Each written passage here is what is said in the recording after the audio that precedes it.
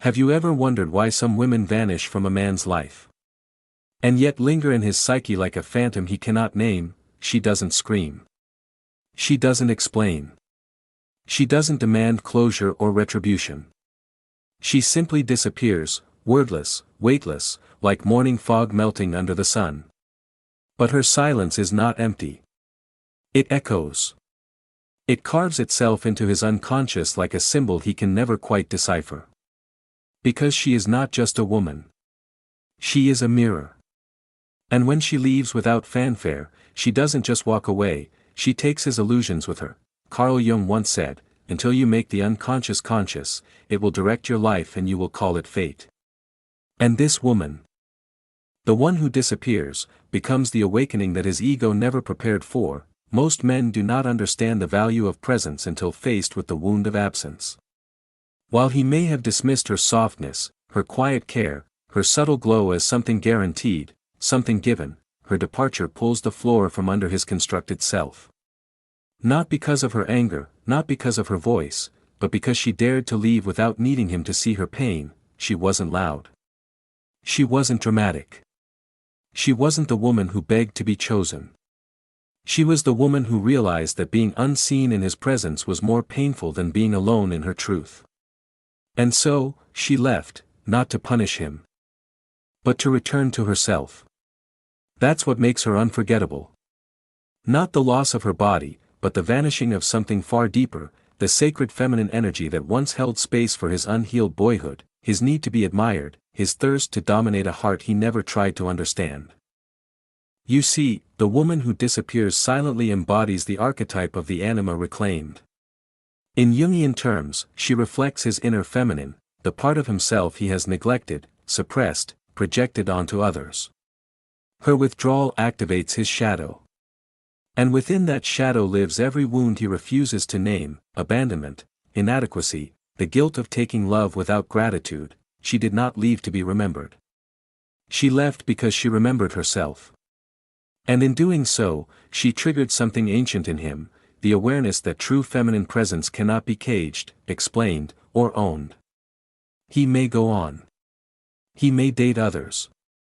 He may pretend to forget.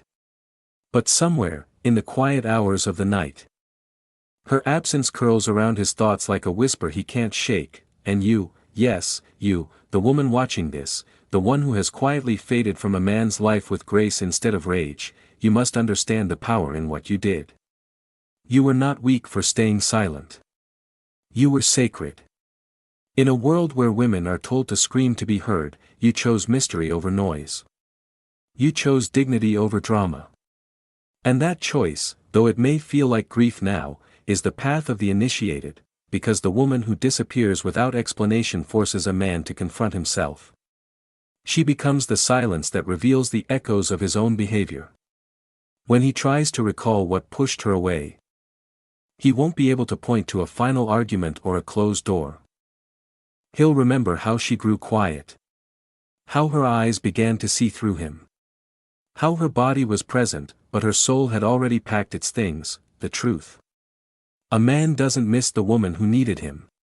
He misses the woman who no longer does, and perhaps that is the wound he can't speak of, that she walked away without the drama he's used to, without the chaos that would justify his blame.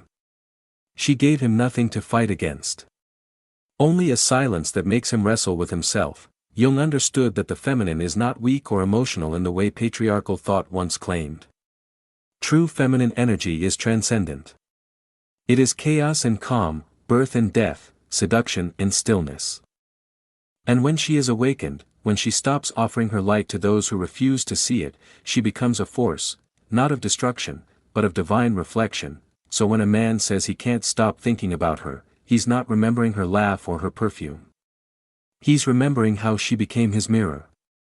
And how, for the first time, he saw what he was not ready to face. That is why the woman who disappears silently is unforgettable. The silence she left behind doesn't scream, it hums. A low, haunting vibration he feels in the spaces where her voice used to live. And Jung would say, that silence is not hers, it's his. It's the sound of his soul finally echoing back at him. No longer drowned by distraction, ego, or control, You see, a man who has never done shadow work will blame her for leaving. He will call her cold, emotionally distant, confusing. But in truth, she simply withdrew her energy. And that energy, in its raw feminine essence, was something he never truly valued, until it vanished. This is where the anima comes in, Jung's concept of the feminine aspect within a man's unconscious. The anima represents his emotional intuition, his feeling nature, his vulnerability. But when that part of him is rejected, he cannot love a woman deeply. He seeks her as an object, a role, a reflection of his needs, not as a whole being. So when a woman disappears silently, without pleading or explanation, something strange happens. He doesn't just lose her, he loses access to his own soul. That's why he can't stop thinking about her. Not because she did something to him, but because her absence unmasks him. She was, for a time, the carrier of his unclaimed feelings. The sacred container for the parts of himself he didn't know how to touch. And when she leaves with grace instead of rage, he is left with no one else to project onto, only the raw realization of what he let slip through his fingers. This is not about guilt. It's about consciousness. Jung believed that each person carries within them the seeds of both masculine and feminine energy. But when a man fears his softness, when he suppresses vulnerability, tenderness, longing, he becomes blind to its beauty in others. That's why he is magnetized to women who embody it fully, and simultaneously terrified of losing them. Because deep down, he knows he cannot yet meet them in that sacred space, so when she walks away, she's not just rejecting him, she's inviting him inward. Into the dark, quiet forest of his own psyche, where the real healing begins. But few men take that invitation. Most run back to distraction, control, or performance. They find louder women, easier loves, simpler stories, but late at night, in his silence, she returns, not as a memory, but as a symbol. She becomes the lesson he wasn't ready to learn, why detachment is the highest form of feminine power. A woman who can walk away in silence has reached something sacred. She is no longer seeking validation. She is no longer performing worth. She is no longer caught in the loop of proving her love in the hope of being chosen. She chooses herself, not out of arrogance. Not out of revenge, but out of remembrance. She remembers what she is, the sacred feminine, intuitive, emotional, magnetic, uncontainable. And here's the truth, a woman like that will always challenge the masculine ego.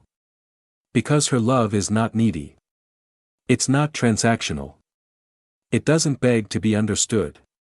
It simply is. She offers depth, and if he cannot swim, he will call her dangerous, but Jung would say, danger is necessary. The confrontation with the unknown, the irrational, the symbolic, that is the path to wholeness. That's why her departure haunts him. Because she wasn't trying to destroy him.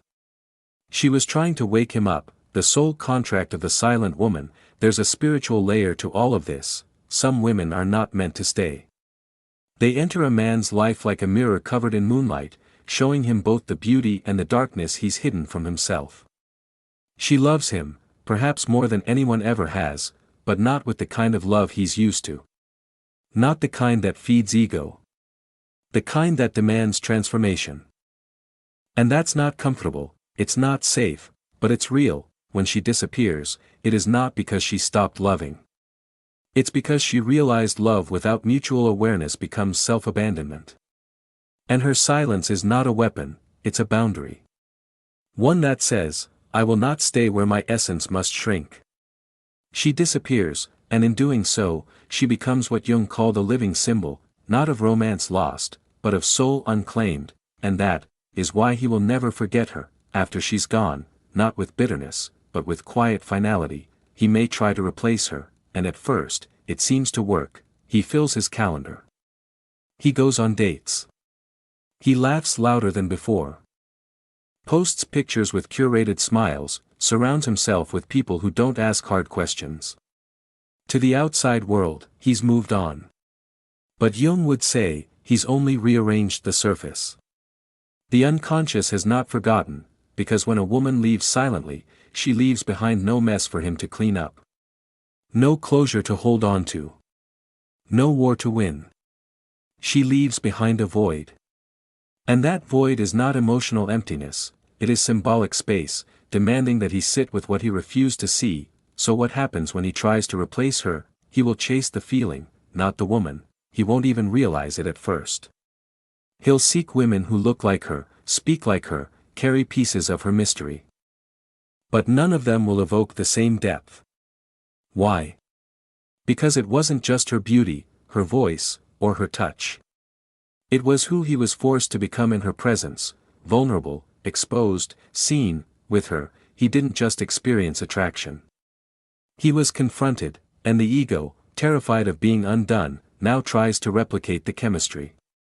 Without the transformation, but that never works. Because the woman who leaves in silence cannot be replaced. Not because she was perfect, but because she was authentic. She showed up with no masks, no games, no need to control the outcome. And now, in her absence, he finds himself haunted not by her presence, but by the version of himself he could have been had he met her there. This is the wound that follows him. He'll lie awake beside someone else, unable to explain why her voice still echoes in his mind. He'll smell a familiar perfume and feel a strange tightness in his chest. He'll hear a song and realize it was never just a song, it was her. This isn't love sickness. This is the aftershock of spiritual confrontation. She touched something eternal in him. Something unhealed, and now he's chasing comfort. While unknowingly longing for initiation, the myth of the better woman, he may believe he can find someone better, someone easier. Less intense. More predictable, but here's what Jung would ask, better for what? Better for staying unconscious, better for keeping him from his own shadow, better for letting him avoid the depth of intimacy he claims to desire. A woman who doesn't challenge his ego will never fulfill his soul. She may be good on paper. She may be sweet, kind, affectionate, but if he's not ready to face the version of himself that the silent woman awakened, he will always feel an unspoken emptiness, like being surrounded by people but still feeling alone. Because what he's searching for is not a woman, it's integration, and that's what makes the first one unforgettable, not because she was perfect, but because she asked him to evolve. Why the right woman leaves at the right time? Let's be clear, she didn't leave to punish him, she left because the version of him she loved wasn't showing up anymore. She waited. She hoped. She gave quiet chances, and when it became clear that she was loving him at the expense of her own soul, she surrendered. That is not weakness.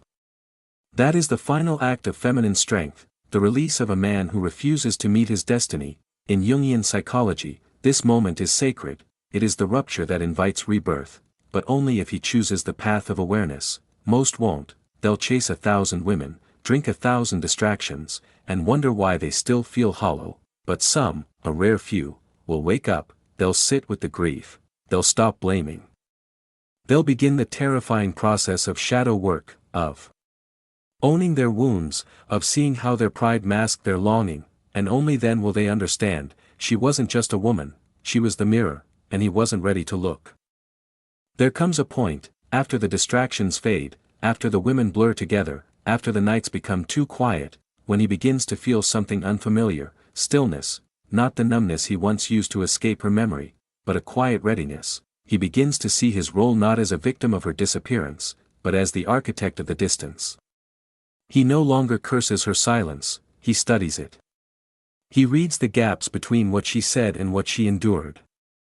And slowly, painfully, he begins the descent into himself. This is the initiation Jung spoke of, the moment when the masculine confronts the shadow not to conquer it, but to understand it. It's a death of ego. A funeral for the boy who needed control, who feared emotion, who mistook love for possession, and from that inner death rises a man, not perfect, but aware, humbled, curious, unlearning everything the world told him about power, women, and vulnerability. So, can he ever win her back? Let's be honest, not all stories are meant to be rewritten. By the time he evolves, she may have bloomed beyond his reach, not in bitterness, but in alignment. She may have crossed into a new chapter where his return would feel like a return to a past self she no longer inhabits, but that doesn't mean it's too late to honor her. In fact, it may be the first time he truly does, because the initiated man no longer seeks her to fill his void, he seeks her because he finally understands what she offered. He sees her not as the one that got away, but as the one who woke him up.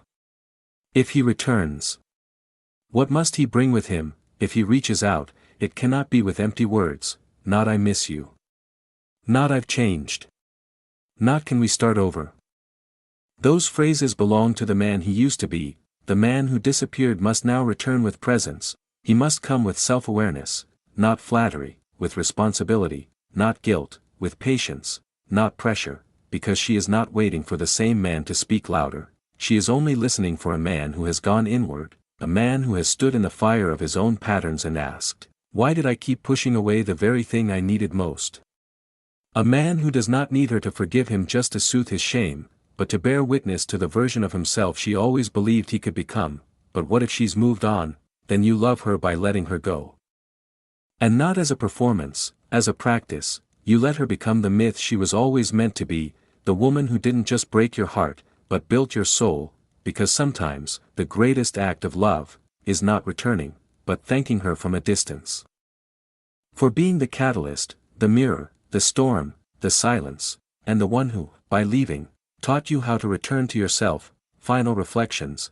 Carl Jung and the feminine that transforms. In the end, Carl Jung never reduced the feminine to softness or seduction. He saw it as a force of transformation, a divine archetype that beckons the masculine toward wholeness, through mystery, emotion, intuition, and surrender.